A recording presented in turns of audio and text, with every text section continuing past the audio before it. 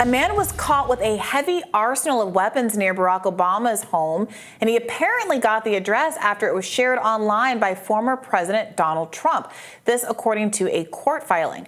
Federal prosecutors noted the link while pushing for the 37-year-old suspect, Taylor Toronto, to be held in custody until trial. The filing says on June 29, 2023, former President Donald Trump posted what he claimed was the address of former President Barack Obama on the social media platform Truth Social. Toronto then used his own Truth Social account to repost the address. Toronto then started live streaming from his van while driving through the Kalorama neighborhood of Washington, D.C., which is where Barack Obama lives. The filing said that it was a neighborhood with restricted access, protected heavily by the United States Secret Service.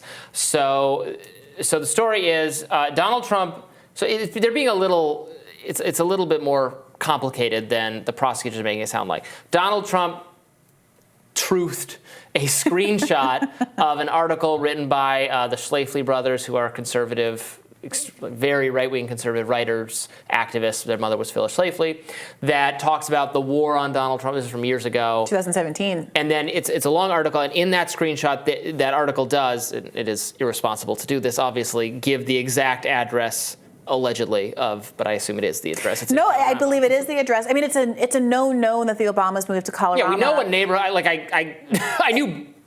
We knew within pretty certainty what couple streets. Whenever I'm walking around Colorado, I say, "Hey, Obama lives here." I do it as a knee-jerk instinct. Yeah. It's hey, this is where Obama. Exactly. I didn't know exactly where, but there's a town and country spread that I'm looking at about their house and the purchase there. I mean, I think we all know that they live in Colorado because it was widely reported, and there were conversations about how much they spent on the house at the time, and that they were staying in D.C. rather than decamping for greener pastures or getting out of the game. Right. So that address is in the text. And so the article is about Trump's first 100 days and is complimentary of him. It doesn't seem like Donald Trump shared that particular section purposefully to share the address, although we can't know what's in his brain, but it doesn't seem like that was his point. And I do think that some of any accusation that this was kind of a targeted violence on the behalf of Donald Trump is undermined by how many other publicly available resources and journals, magazines, etc., also share where the Obamas live. Yeah. This was not a state secret. Right. It's very silly to lay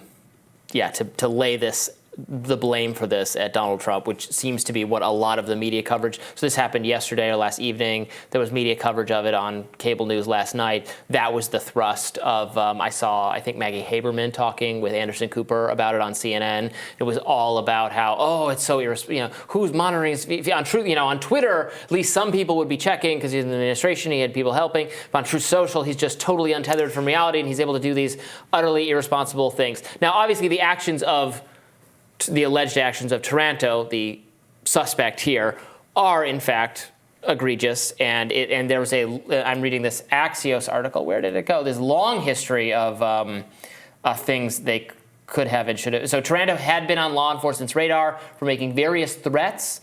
Before, prosecutors allege he threatened to blow up the National Institute of Standards and Technology and warned McCarthy, House Speaker Kevin McCarthy, that you can't stop what's coming, that he entered an elementary school near where Jamie Raskin lives and made threats to the congressman, and that there was an open warrant out for his arrest with respect to his behavior on January 6th. His participation in January 6th. So there was basically they already should have, or maybe we're building a case, or we're surveilling him in some way, and maybe should have pulled the trigger on that, to use a terrible phrase here, earlier. But he drove through the neighborhood, I guess, casing the neighborhood with weapons, and and on Telegram, the messaging app, he apparently wrote, "We got these losers surrounded. See you in hell, Podesta's and Obama's," referring to John Podesta, who was the chief of staff. Sure. So this is, scary and unfortunate for the Obamas and anyone being targeted in this way. For sure. The question about whether or not this would have been caught on Twitter as opposed to Truth Social, it was also a screen grab, so not searchable. Right. So I'm a little curious. And the text was I think we put the post up there. You would have had to really scrutinize to want to read very closely this post to see that it has the exact. And obviously this guy did. Yeah, and so, sure. so I'm noticing that in a lot of these write-ups about the Obamas buying this house, I'm seeing another one in Curbed, which is a. But do they give the exact address? This is the point I'm about to make. So I'm seeing one in Curbed, which is a real estate magazine, but they do, although they have the listing and they have many pictures of the exterior, interior of the house, they don't say the specific address. Now, I will say, if you were a motivated person, you could easily. The Kalorama is not such a big neighborhood that you couldn't walk around a few blocks and figure it out. You knew what the house looked like, you would absolutely figure it out. Exactly. So that's neither here nor there. I don't want to minimize the fact that Trump posting that did make it easier, but I think if anything, the onus is on the Shafleys for gratuitously including the address in the article in the first place. For sure. Yeah, I agree. And it was remarkable how much of it. That's why we were checking before we did the segment, because the way the media has made it sound, it's like he just truthed, like, the Obamas live here, here's the address or something, which is not at all the case. It's not close to what happened. Right. Also, if he had done that, I thought I would have remembered a news cycle about him specifically posting the address. Yeah, I mean, that would be big news if he literally incited people to do. Yeah. Yeah. So anyway, it sounds like the person that we're talking about sounds like certainly someone who should have been on law enforcement, who was on law enforcement radar.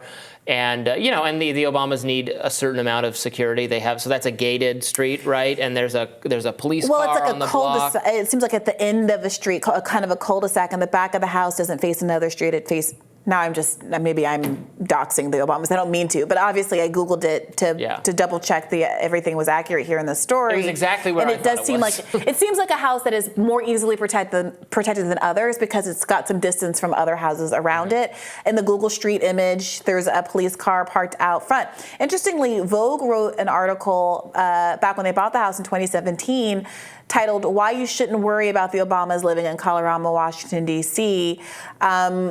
They stayed in the first place so that their daughter could finish school, but there were some concerns about the security. I think people were wondering what he was going to do, given he had so many, I think a really unprecedented number of threats to his life when he was in office. So people were wondering, well, how is this even going to work? Apparently, FDR also lived in the area. Warren G. Harding also lived in the area.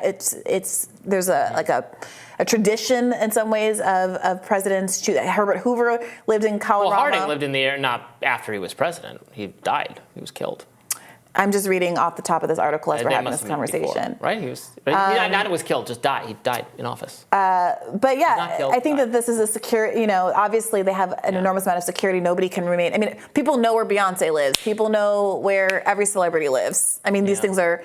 There's helicopters whirring over Malibu and paparazzi taking photos. I mean, the security comes from the security, not from the anonymity of it all. I think the real people to worry about is folks who are not rich enough to afford security, but who might be a target regardless. In another segment, I said that this is an example of a difference between the public square and social media, that on social media, if people share your private address, I think you can get them to take it down. But again, and I presume, I could be wrong, I presume if the Obamas had, well, this was Truth Social, so different. But if at Twitter it had appeared, they probably could have gotten them to get those tweets taken down for containing the address. But maybe they're making a liar out of me.